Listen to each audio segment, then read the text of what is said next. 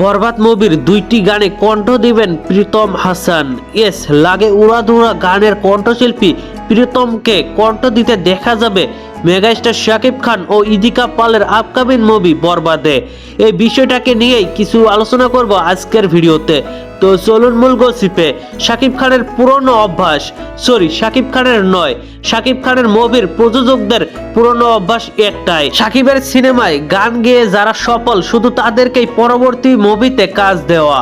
যেমন এসআই টুটুল থেকে শুরু করে এখন পর্যন্ত কোনো কণ্ঠশিল্পী যদি একটা গান হিট দেয় তাহলে সেই কণ্ঠশিল্পীকে দিয়ে টানা কাজের সুযোগ দেওয়া। প্রিয়তমা সিনেমার ও প্রিয়তমা হিট হওয়ার পর পরবর্তী দুই ছবিতে বালামকে গানের সুযোগ দিল।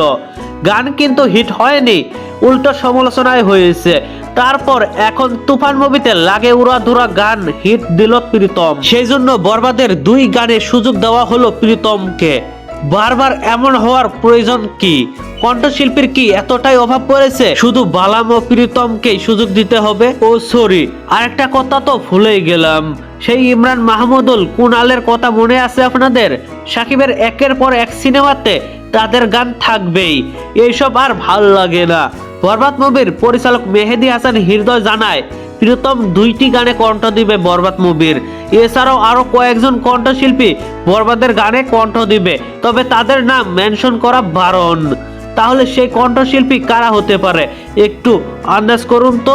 নির্মাতা আরো জানায় বরবাদের প্রতিটা গানে চমক, আইটেম গান থেকে শুরু করে প্রতিটা গানেই থাকবে নতুনত্ব। যাই হোক, এই পুরো বিষয় নিয়ে আপনাদের কোনো মতামত থাকলে অবশ্যই নিচে থাকা কমেন্ট বক্সে জানাতে ভুলবেন না। আর ভিডিওটি ভালো লাগলে একটি লাইক দিয়ে বন্ধুদের মাঝে বেশি বেশি করে শেয়ার করুন। ধন্যবাদ পুরো ভিডিওটির সঙ্গে থাকার জন্য।